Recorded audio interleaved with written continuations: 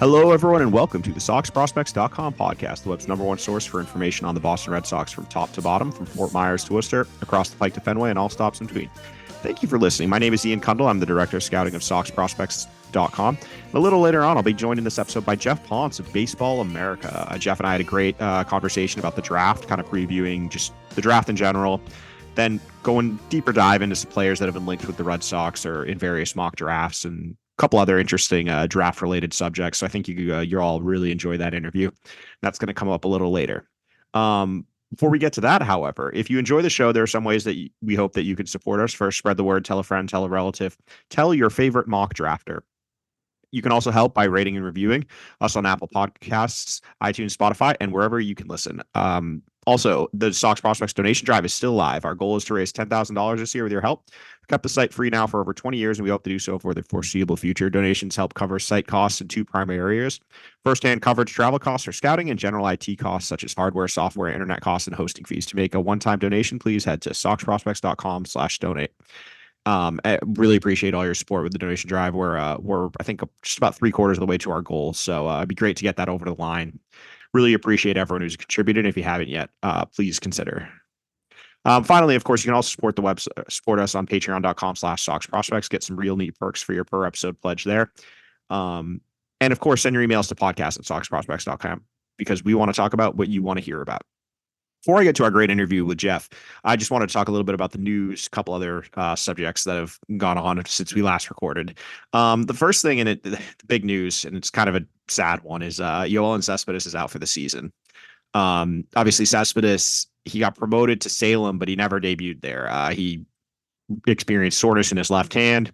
And originally what we were told is it wasn't going to be like it was day to day, and then it kind of lingered. And it seems like basically, it reached a point where it wasn't getting any better. So they went to get some tests done, and it turns out that he has a hamate bone fracture.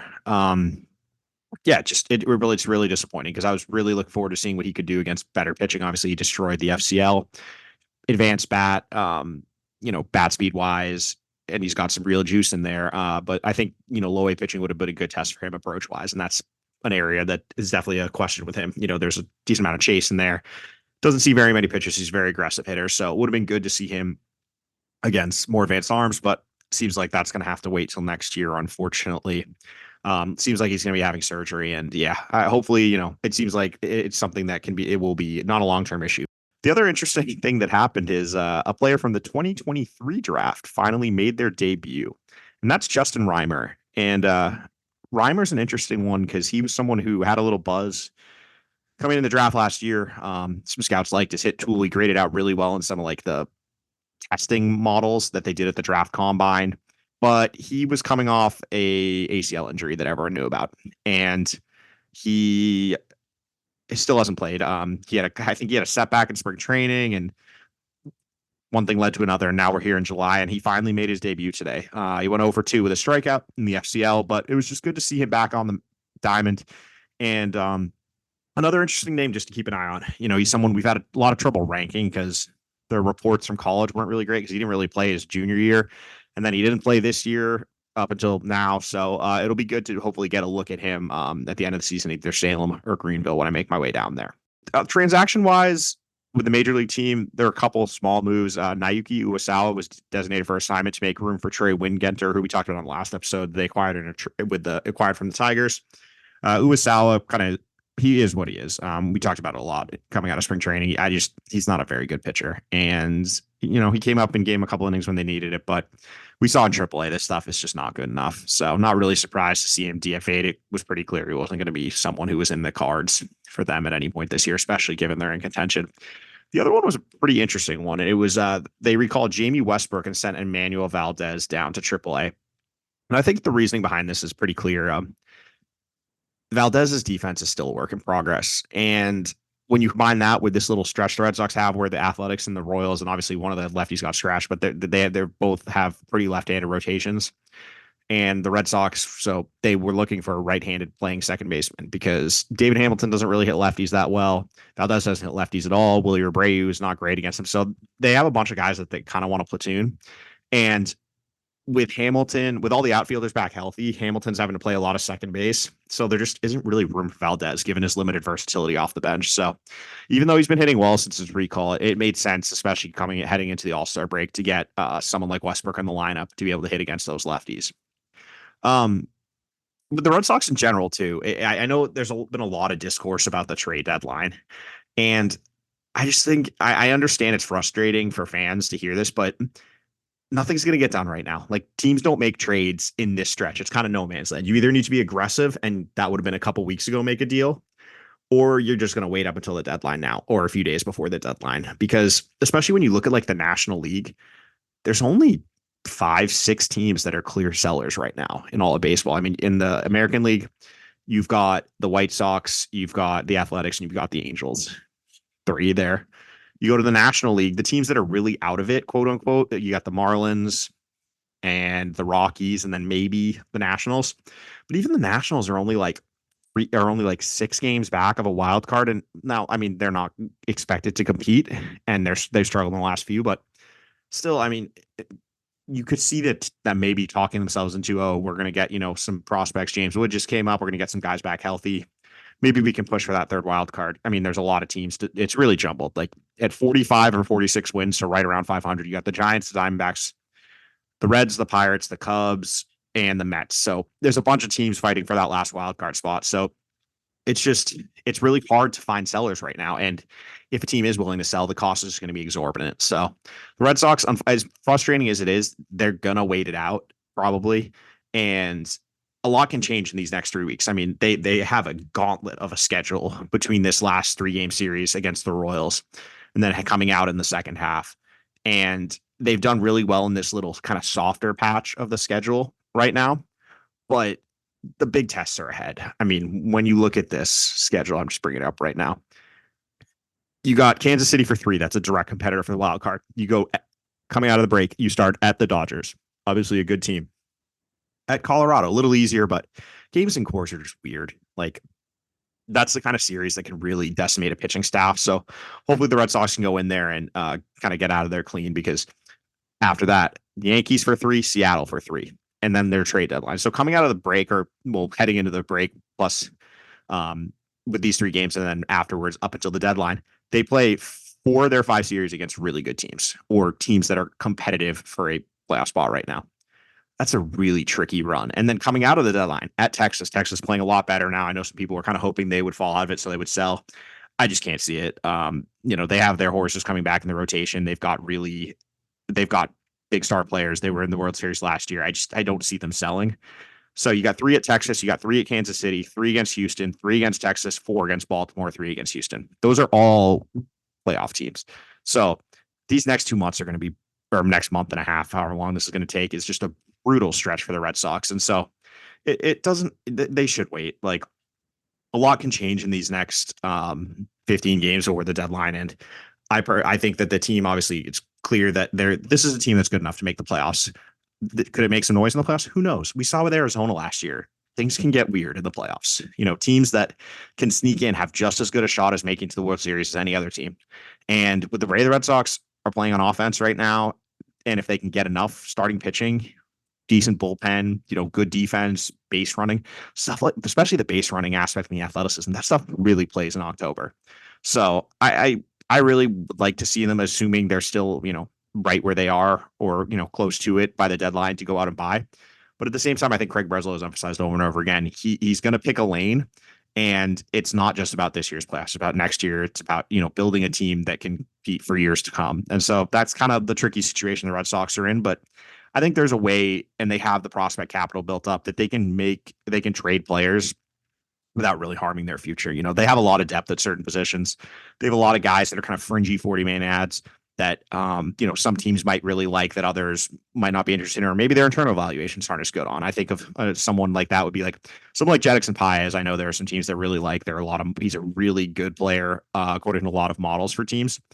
But, when you talk to scouts about him, it's a little iffy. Like, maybe that's a guy that the Red Sox internally don't have as hold in as high regard as some other organizations. They can go out and get value for him. Players like that. So I think that that's something that bears watching, and obviously we'll be talking a lot more about the trade deadline as we get closer to it. that's going to do it for the news. And now I'm going to kick it to my interview with Geoff Pontes of Baseball America.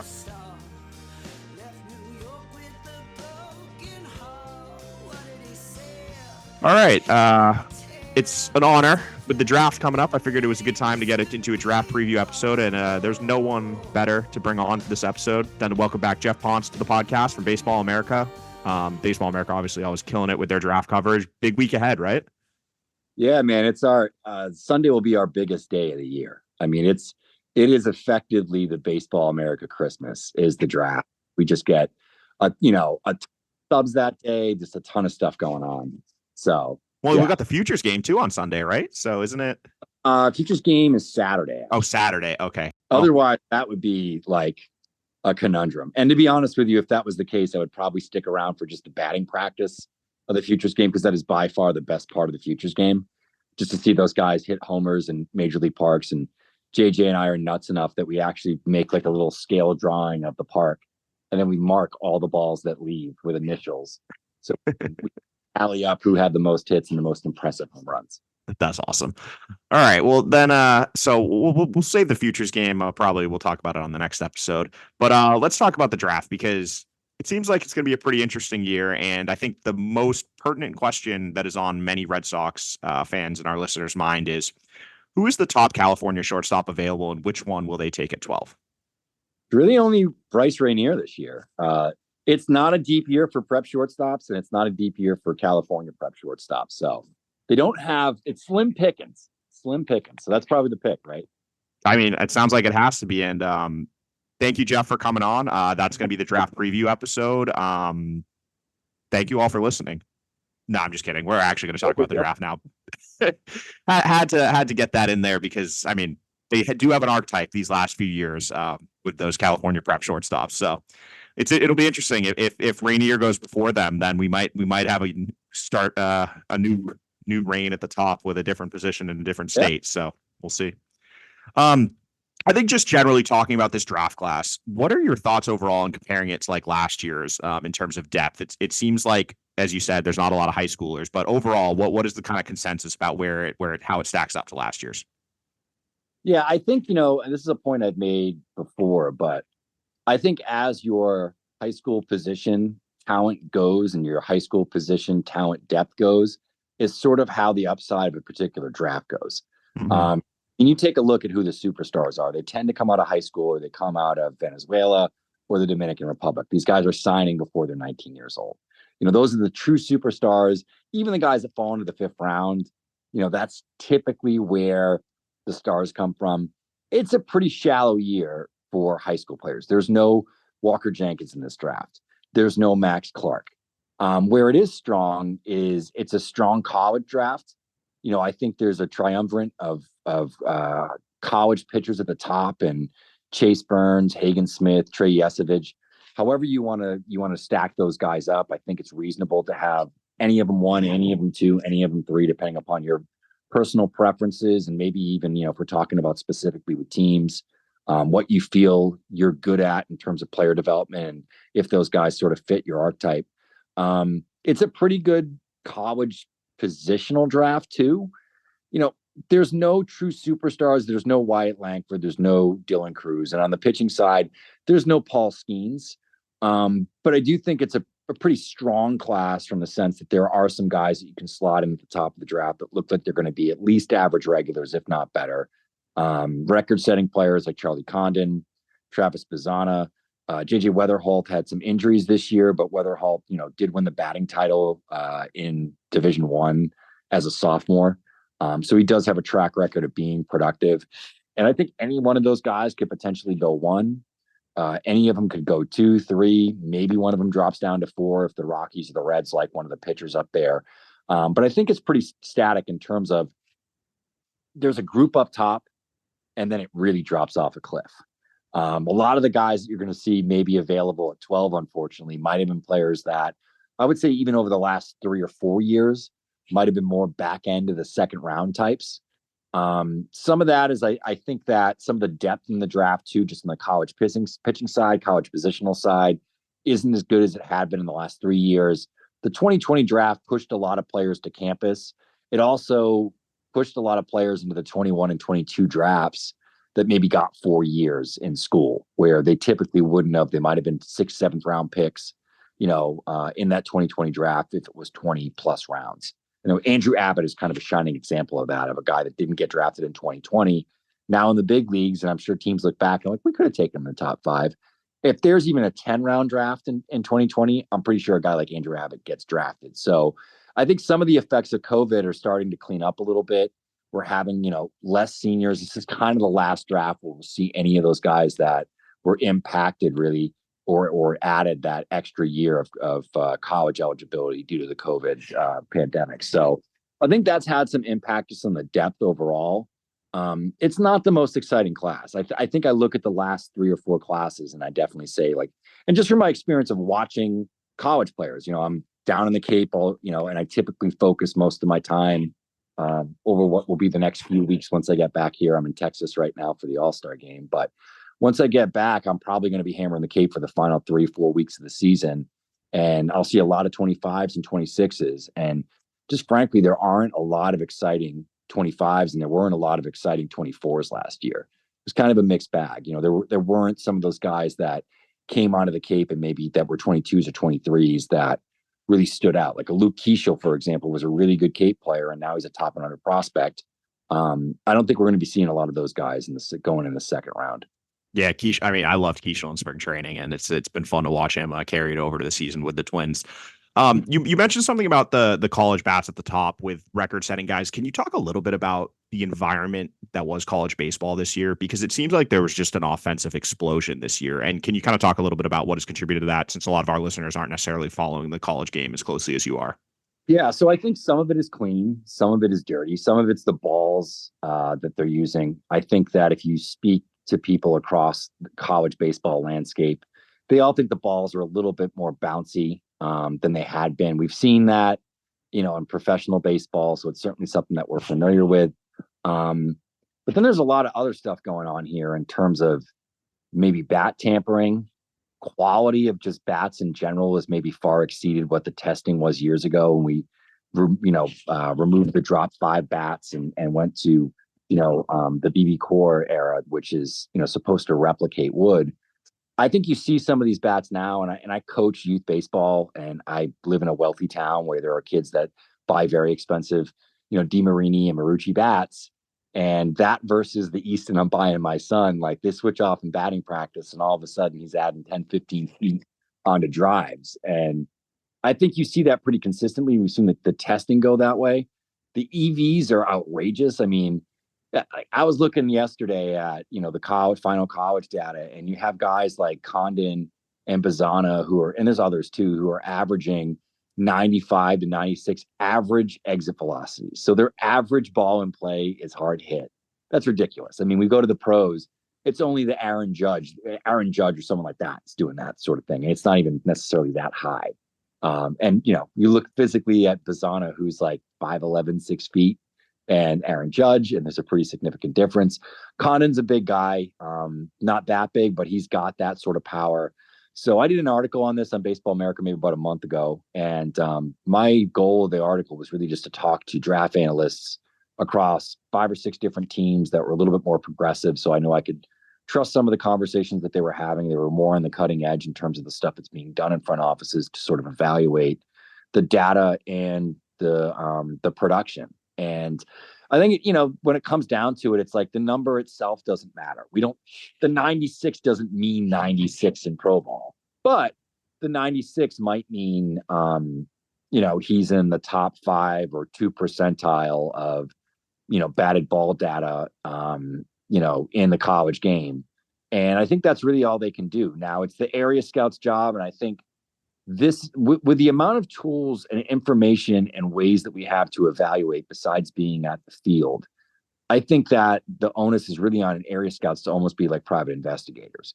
Get down to the field, find out who potentially could be using a juice bat. You can tell a lot of that from some of the bats that are getting used in batting practice versus the stuff that's getting used in a game. We'd like to say that they're always the same, but they're not. We've heard stories about guys switching stickers. That's all it is the bats are inspected for a certain PSI. I believe 120 PSI is what the standard is. And we heard about guys swinging 90 PSIs and they're just swapping stickers out, or they have, almost like the script pad for the drug dealer where he's writing prescriptions to like Oxycontin as a doctor, even though he's not that doctor. Same thing. They're getting printed out stickers and just slapping the stickers on juice bats. So, bat shaving, we've heard about bat wrapping. We've heard about some teams that are using some sort of liquid where they almost like dip the bat into it and it makes it lighter, and just makes it more buoyant or whatever. So, I mean, that's one of those things where we don't really know. Like, Yeah. we can't say for sure this guy's using a juice bat, this guy's not using a juice bat. There's juice balls in these games. So I think the college run environment is just really advanced. I think some of it is players, train differently. Pitchers are a little different than they were years ago. We're seeing more velocity. Certainly if guys are throwing harder and you're training bat speed, you're going to be able to probably hit the ball harder and further than you maybe would have years ago. But what it is for me, and I don't think the bat companies will ever allow this, but I think it really is time to call for wooden bats in college baseball, because it's crazy. The numbers are absurd. I mean, if you go and you look at an average stat line in the SEC now versus what it was 5-6 years ago, it's crazy. And, we're setting home run records. We're setting offensive records the last 2-3 years that are in line or even worse than the BB core, the drop 5 era.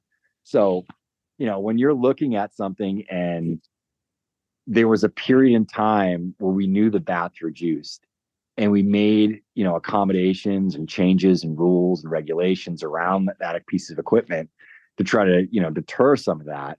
And then all of a sudden, after 10, 15 years, bat companies, somebody's figuring something out, and we're starting to see numbers that are exceeding that. There's obviously something fishy. Yeah, I mean, I was looking at some of the home run totals, just going over like the top guys, some guys who might be in the range of the Red Sox. And it was just eye opening because I remember there were years where, you'd look and like guy going in the top 5 was like 15 home runs was considered good. And now it's like Charlie Condon had 37. I mean, Christian Moore, someone we'll talk about a little later, had 34. Like I think Vance Honeycutt had 23 or something, and that was not that great actually.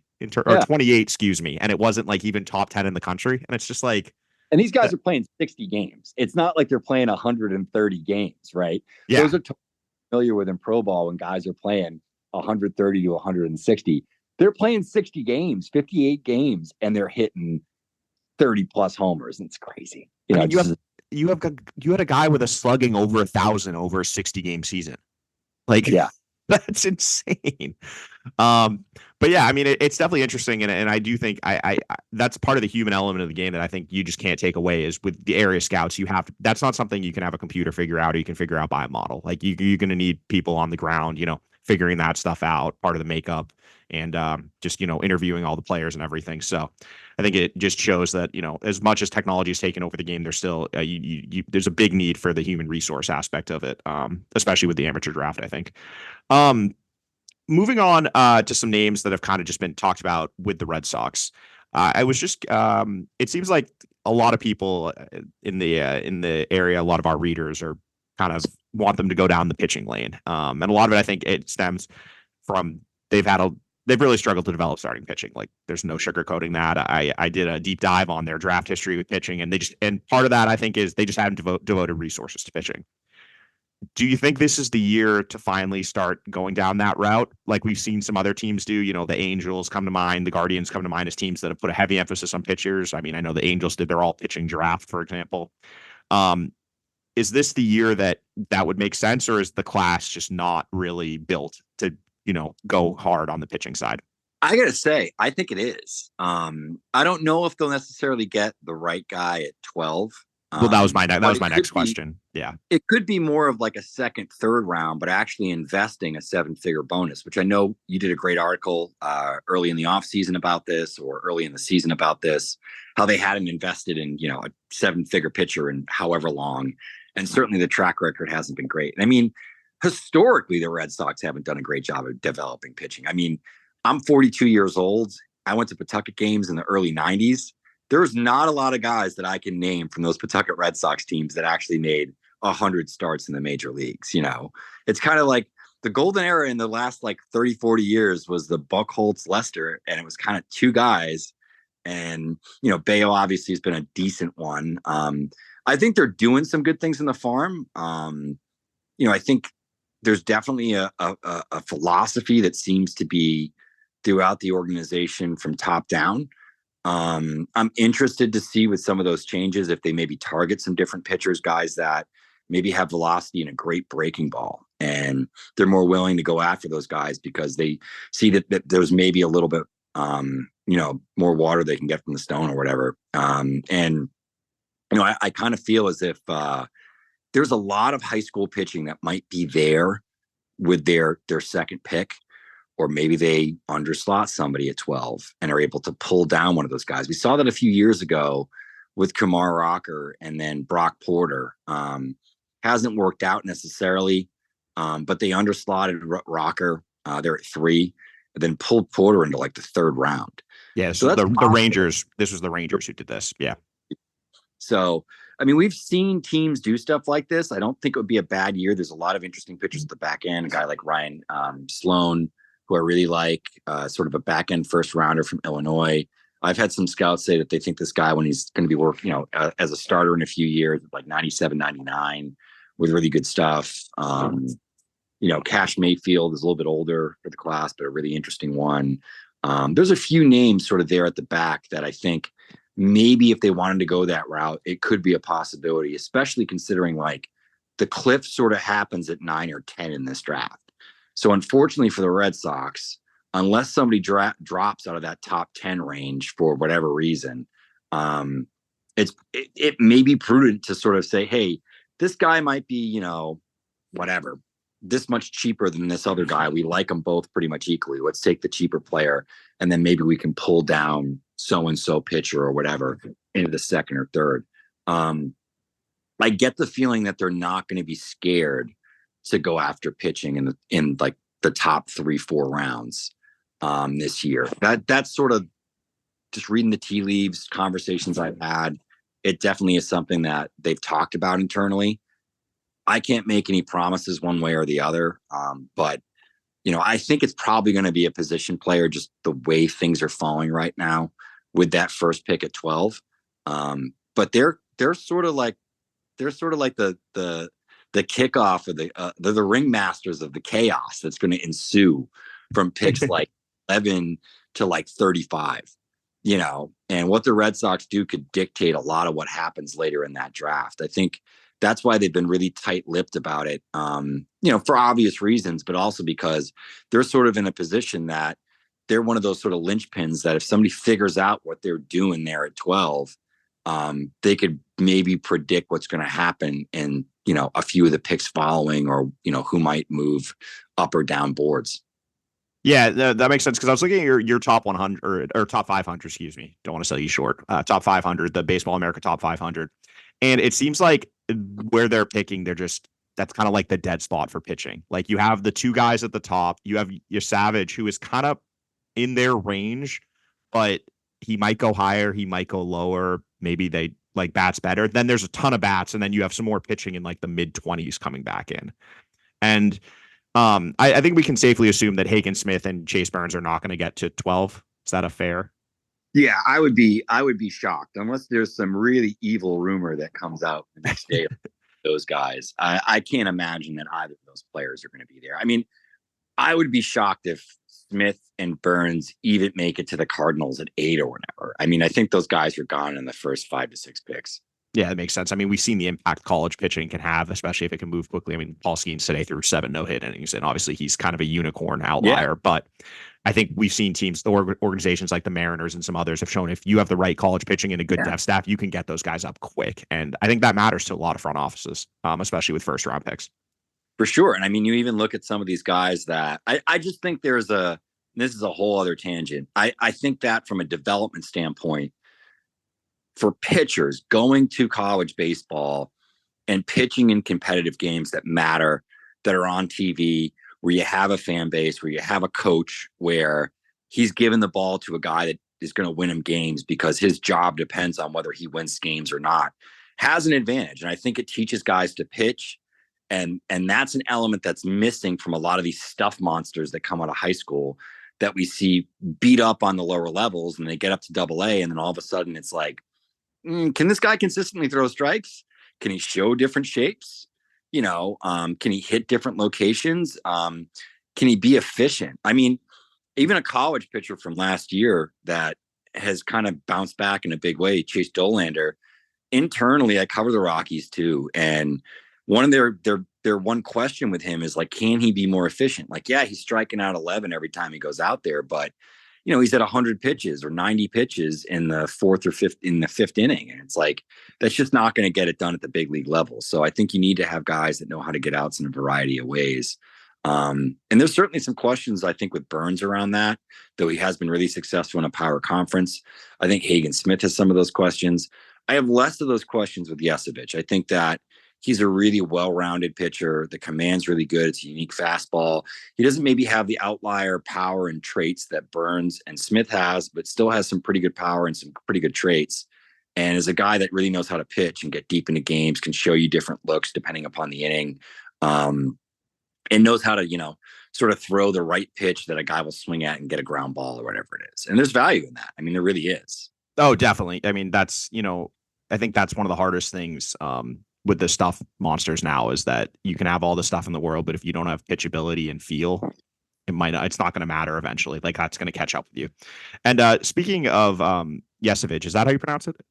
Yeah, I say Yesavage, but I'm also from Massachusetts. So there's a solid saying it incorrectly. He's an ECU right-hander. For those who have not that familiar with him, this year he had 93 and a third innings, 49 hits, 21 earned runs, 145 strikeouts, 32 walks, so 2.03 ERA, 0.868 WHIP, so pretty good numbers. He had a pretty interesting end of the season where he was hospitalized with a partially collapsed lung, and then somehow pitched a couple weeks later and beat Wake Forest in an elimination game. So pretty interesting bounce back right there. But yeah, he seems like the only real pitcher who is realistic. Is that fair to say for 12? Because I don't think there's hitting a high school arm in the first round. Yeah, I don't think, and I think just the way these high school arms are, I don't think any of them will go at 12. I think they'll probably go for some of the college bats, or maybe if Konor Griffin or Bryce Rainier does drop down to 12, I think they might pounce in those guys. Yeah, could you talk a little bit about those? So Konor Griffin and Bryce Rainier are the top two high school guys. I think they're actually the only high school players you have in your top 15, maybe top 20. Rainier's out of California, as we joked about earlier, and then Konor Griffin is from Mississippi. He's committed to LSU. What are their strengths and weaknesses, and do you have a preference between the two of them? I think I lean Rainier. He's a really interesting athlete. Both of them are actually two-way guys that have decent stuff on the mound, frankly. So they're similar in that sense. Griffin's a little bit younger. He's just over 18. Rainier, Rainier is 18. I'm sorry. Griffin's a little bit older than Rainier, but it's only by a couple of months. I think with Rainier, it's like, this guy's no doubt shortstop, got a decent body, 6'3", projectable, left-handed hitting shortstop. This definitely checks a lot of the Red Sox boxes, right? In terms of the type of guy that they like. I think you can project this guy for plus power, less of a runner, which also sort of fits a lot of the Red Sox boxes where they like these hit tools, sort of infielders with some pop. It's not all that different from Marcelo Meyer. Pretty good fielder with a big arm. I mean, he, in a lot of ways, I think you could sort of comp Rainier to Meyer, and it wouldn't be sort of an outrageous one to put out there. Konor Griffin's elite athlete, really good in the mound. He's got a plus fastball. He's got a really good breaking ball as well. Probably one of the toolsiest players in the draft. There are some teams, some area scouts, at least that I've heard, that actually like him more as a pitcher. That's not what he's going to be drafted as, though. So he's maybe like the Rick Ankiel type of deal, where if it'd be the opposite, though. If like the hitting doesn't work out, maybe he ends up a pitcher. But super toolsy, 6'4", 210 pounds. There's still more projection there. He's a 70 runner. He's an excellent center fielder. He's got a big arm, obviously, just based on that. We talked about maybe some hit tool concerns here, but there's definitely power. He's tooled up, sort of, the bad comp I've gotten on him is Bubba Starling. Ooh. But I think I believe that this guy can hit. This might be a potential, superstar slam dunk sort of guy that everybody's in on, saying this is a big guy. He's an athlete. He's got all the tools. He's got to show that hit tool. And sometimes, we just don't know. And it's hard because a guy like Griffin's playing high school baseball in Mississippi. He's not playing high school baseball for Harvard Westlake like Rainier is. Rainier's playing in arguably one of the best high school baseball conferences in the world, and if he was from like Southern Florida, like Roman Anthony, similar deal. That guy was playing in one of the best high school baseball conferences in the world. So it's a lot easier to judge those guys. Doesn't mean that the skills aren't there or that he couldn't have hit tool concerns. Arjun Damala from the Blue Jays played in Southern Florida in a great baseball conference. And up until recently, he really hasn't hit at all. And the hit tool concerns are very concerning. So it can go either way with these guys. But I think, like, for me, if I'm making that pick and either of those guys are available, I'd probably go Rainier over Griffin. But I would take either of them over any of the college position players that are available there. I really think the upside in this class is going to be if those guys hit. So I don't think they'll drop down there. I think Rainier and Griffin will be off the board by then. There's a couple teams that love prep players like the Cardinals. It would shock me if the Cardinals don't go Rainier or Griffin if either of them are available there at 8. So there's some teams ahead of you who could maybe snatch both those guys and they'd end up not being there.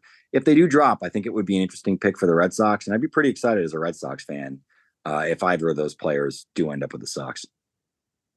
Yeah. Speaking of the more realistic options, I noticed, I think in the last couple of mock drafts, actually, you've had the Red Sox connected or listed with Vance Honeycutt, the outfielder from North Carolina. Could you talk a little bit about him?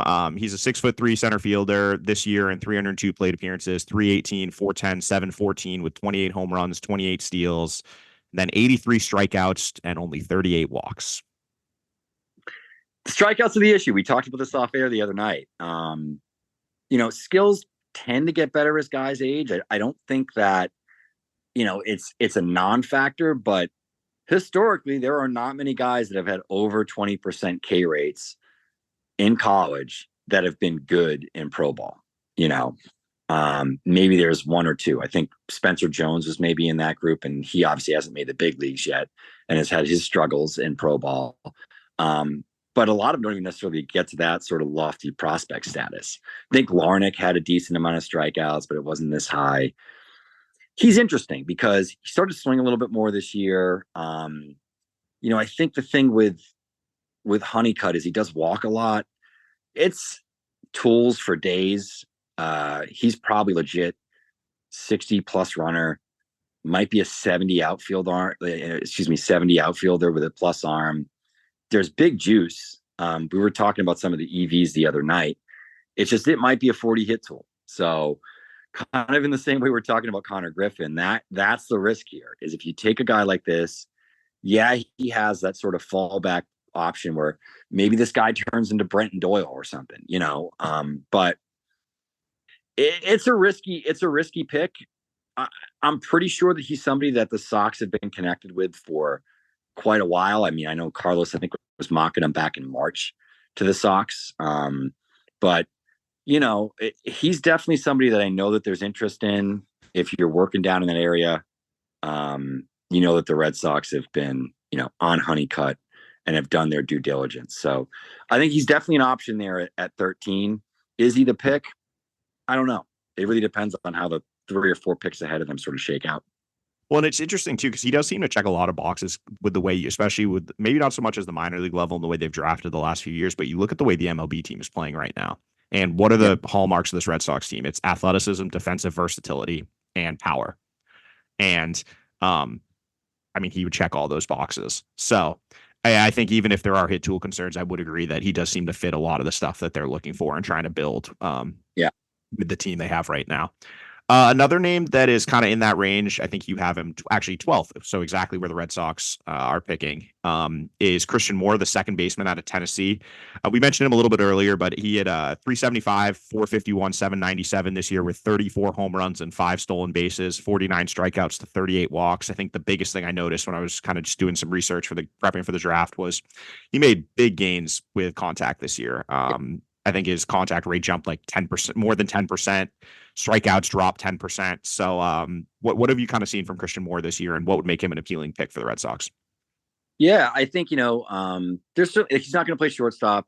It's a second baseman, but it's a hit tool second baseman, and it's a guy with legitimate like plus power. We saw the numbers this year in SEC play. JJ hates when I say this, but in SEC play, he out hit Charlie Condon. Christian Moore was the SEC, so just SEC games was the SEC Triple Crown winner. So if we take some value in that a guy mashing in the best conference that we compare to low A constantly or high A constantly, depending upon how high you are in the SEC. And he was also the best player on the best team in the country that won the national championship, and he showed out in big games. So I think there's a lot to like there. He's a different kid. He's from the Bronx. I think a different personality than a lot of scouts and baseball people necessarily are used to. He's really fiery, but he's a lot like a lot of those Tennessee guys. Like any of these guys you draft from Tennessee, you'd be hard pressed to have that guy show up to a game and not, give you 100%, right? You're going to get guys that are a little bit gritty. They're going to fight a little bit, that play hard.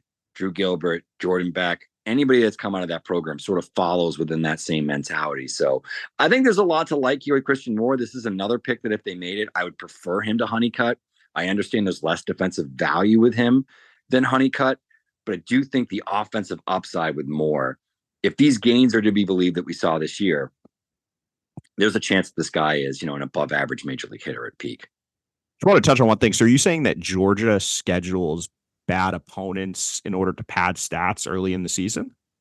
I'm not saying that. I'm just saying that I'm saying that Condon hit like his numbers. Oh no, that was a football joke. I was just making fun of the Georgia football team because that's exactly what they do. I'm from Massachusetts, and I went to a school that doesn't have a good football team, so you're way more plugged into the college football. That's the Georgia. The Georgia non-conference schedule is one of the longest running jokes going. So you gotta throw that in. Like the English national team jokes, the three lions analogies. That's the ones that I would get. Oh, don't get me started. I would do a whole podcast on yesterday's game. And that. We can talk about my dad after it ended and was like, they did it. So I got you. Yeah, we can talk about Ollie Watkins and his heroic actions for a long time. But that's not what the people want to hear about.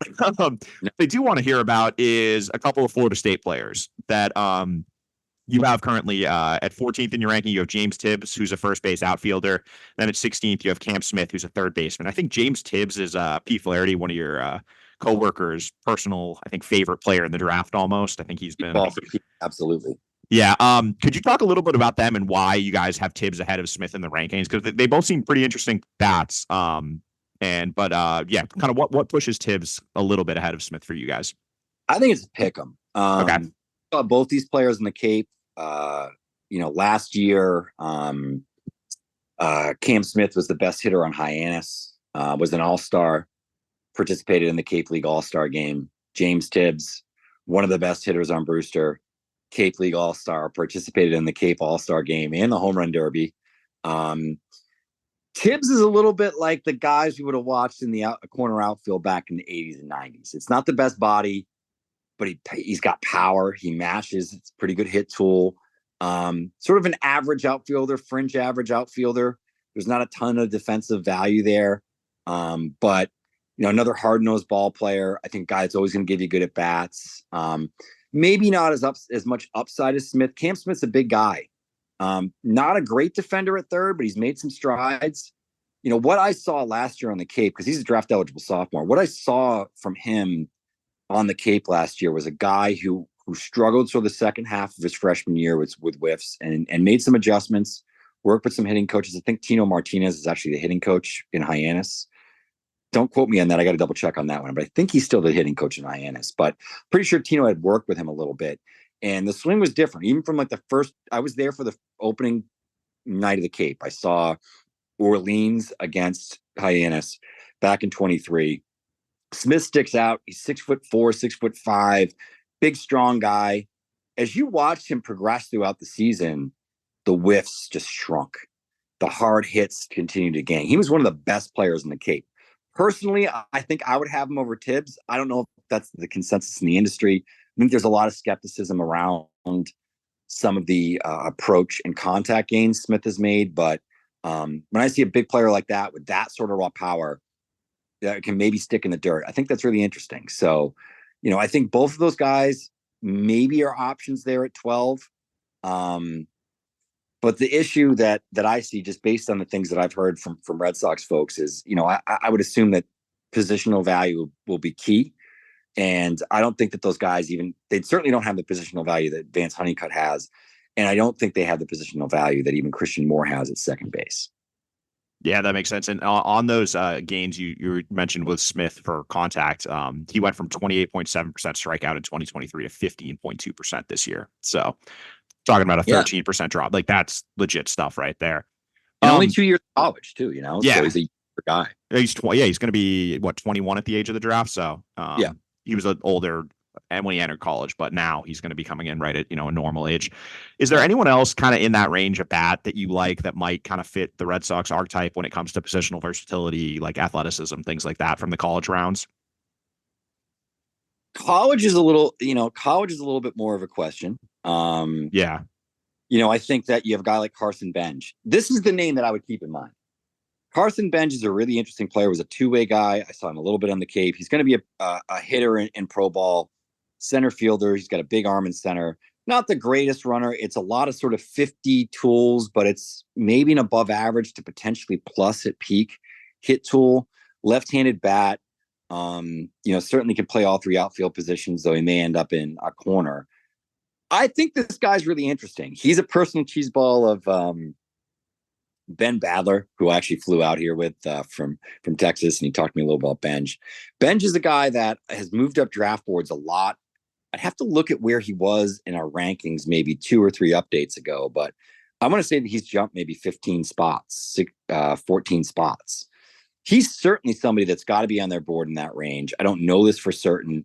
Just based on the traits and attributes, it would make sense. I think this is where the draft starts to maybe lean a little bit more toward your talented high school guys. Seaver King is another option there. I don't think they'll go Seaver King there. There's some hit tool questions.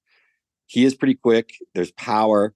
He's not the best fielder. I've seen him play short. I've seen him play third base. I sat on that Wake Forest series this year where I think he actually hit for the cycle in one of the games, but or maybe finished like a double short of the cycle. But he's a great hitter. He's really interesting. He was one of the most impressive players prior to the collegiate national team on the Cape last year.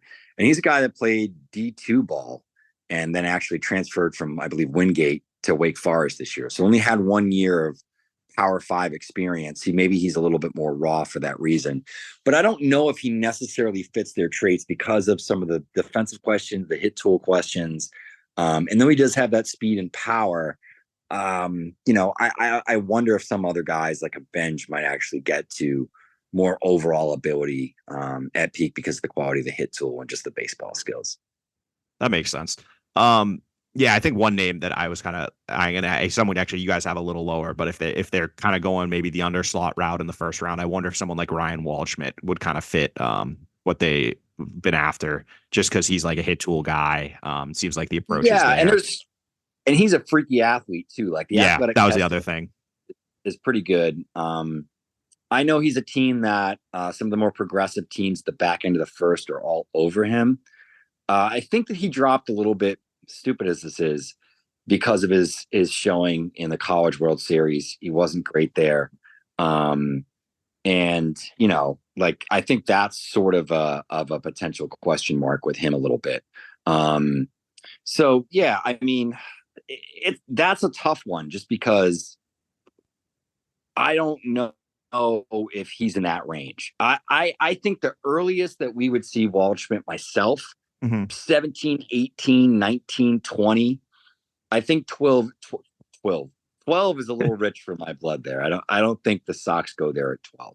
That's fair. Yeah, I just know I think he's someone that I was told like he does well in a lot of models. I don't know if he does well in the Red Sox model, he does. But he does. Really I've heard well from some other teams that he does. So I know how model reliant the Red Sox can be at times. So I was just curious. something the Red Sox have kind of taken advantage of the last couple of years. I think like with the Kyle Teel draft, especially, and then Marcelo Meyer pick also is kind of top 10-ish talents falling to them. I guess Meyer kind of fell from 1 to 4 was more of that, but Teel was definitely someone I think in your final mock last year. I want to say he was projected to go like 8th or something, and he fell to the Red Sox all the way at 14, I believe. Are there any of the top 10 talents? Because you said it's pretty established, like top 10 hierarchy, and if you look around, it seems like it's pretty uniform who everyone expects to go in that group. Is there anyone in that range that you think could fall this year and someone the Red Sox might be ready to pounce on should that happen? I think it's probably Konor Griffin or Bryce Rainier. I have a feeling that if Kurtz drops like this, I don't think they'll be on Kurtz, mostly because he's a really good athlete for a first baseman, but he's a first baseman. He's a first baseman, and they kind of have that locked up right now. I mean, you don't draft for need, but I do think when you're looking at a first base only player there at 12, it's a little bit of a question mark as to like, is this, and especially a guy like Kurtz who might move pretty fast. It's like, is this a guy that we're going to have to like sort of be forced to make a decision on one way or another? And as we talked about, I think that they do value the defensive ability, the running ability, and the defensive versatility. And he doesn't really have that. He's also a left-handed hitter, which if he moves quickly doesn't really help them given how left-handed they are right now. I think that's something that more you need some power hitting righties, man. That's what I mean. More Honeycutt, Waldschmidt, those are all guys that I was just looking like righties. I think Cam Smith's a righty too, isn't he? So some good options there. And then I think my final question, just to wrap it up, this has been great. I really appreciate you taking the time. Are there any local talents that we could be seeing going in, maybe not necessarily with the first round, but like maybe day 2, someone to keep in mind for those second, third round picks? Or is this kind of a down year for the Northeast in general? We don't have the high school guy that we had last year with like a Thomas White, or an Alex Clemmy. I think we're probably a couple of years away from another big burst. There's a kid at Bishop Feehan, actually, in Attleboro that is like 6'7" and sitting like mid-90s is pretty exciting. But the local guy that's highest up the board is Jonathan Santucci. Santucci's a native. He plays for Duke, left-handed pitcher, was a two-way guy. He's a native of Leominster. He actually played on Phillips Academy or Phillips Andover with Thomas White. So he's probably, I would guess, the first, local New England kid that comes off the board. A little bit sort of later down, you have someone like Mike Sirota, who's technically from outside of New York City, but played at Northeastern. He's sort of an interesting one if you want to sort of consider him a Northeast guy. But it's not like it's been in the last couple of years where there were 3 or 4 players either with New England colleges or high schools that we were like, hey, they're probably going the top 5 rounds. There's not a whole lot of those guys this year. And I think sort of the 2 big ones are the ones that we mentioned. Interesting. So maybe some names to keep in mind because they both probably day 2 picks. They're not going to go in the first round, either of them. So like I think Santucci probably goes day 2. It wouldn't be a huge surprise if he goes day 1 and someone really likes it and the projection of a left-hander that throws hard and they think it can give him a better breaking ball and clean up his changeup a little bit. There are teams like that. He's got the motor. He's maybe an outside shot. I think Sirota coming into the draft cycle, everyone thought was a slam dunk first rounder and then had a bad year at Northeastern. And that's kind of dropped him into day 2. That I think early day 2, we'll see Sirota go. Gotcha. That makes sense. All right. Well, thank you, Geoff. This was great as always. Appreciate you dropping some knowledge from your luxurious hotel room in what is it? Arlington, I think is what you call it. Yeah. Right across the street from the park, and Jerry World is looking out the window and I see it right now. But yeah, it's an exciting time. Big weekend ahead of us, and it's great to talk as always. Yeah, I'm gonna go eat some barbecue. Enjoy. I wish I was doing that. All right, that was Geoff Pontes for Baseball America. That was a really fun interview. I got a lot of information about the draft, where the Red Sox are at, and I think they're in a very interesting spot. They could go a lot of ways with the pick. I personally, if a pitcher falls like Yesavage to them, I kind of would lean that way. But at the same time, there's some good offensive options too. There's some right-handed hitting bats that have some upside. So I think they're at a pretty good spot. And as Geoff said, it seems like they kind of can control and shape the rest of the draft, which is a much better spot to be in than having to react to what other teams are doing. So it'll be interesting to see what they do on Sunday, and then obviously Monday and Tuesday also. So definitely stay with the site. We'll have a lot of reaction, a lot of discussion about the draft coming up, obviously in a podcast Sunday night too, where I think Hatfield and I will be talking about the first round picks. So definitely stay with us these next few days because there's going to be a lot of fun content coming. And that's going to do it for this episode. Thank you all for listening. And of course, thanks to our podcast producer, Daniel Fox. You can follow the site on social media at Sox Prospects. You can follow me at Ian Kundle. Thank you for the Ludlow Thieves for our intro and outro music. You can find their stuff wherever you get your tunes. And of course, thank you to all of our supporters on patreon.com/Sox Prospects. This episode, we want to shout out Mark DeMellon, Alfred Mamlet, James O'Sullivan, Shane Regan, Dakota Randall, Jeff Smith, Carl Meyer, Vincent Fariano, Jose Lopez, and Sam. And of course, we'll be back with more of the web's best coverage of the Red Sox organization soon. So keep your ears to the feed. Thanks, everyone, for listening.